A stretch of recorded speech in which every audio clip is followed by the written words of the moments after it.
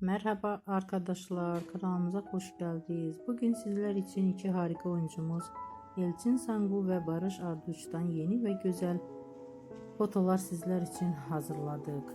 Elçin Sangu öyle bir geçer zaman ki Kurt Seyit ve Şura ve Kiralık Aşk dizisinde rol almış ve herkes tarafından çok beğenilmişti. Biz de sizler için onların güzel ve romantik karelerini hazırladık. Bu videoların devamlı gelmesini istiyorsanız da kanalımıza abone olup yorum yazmayı unutmayın. Değerli bizden bu kadar.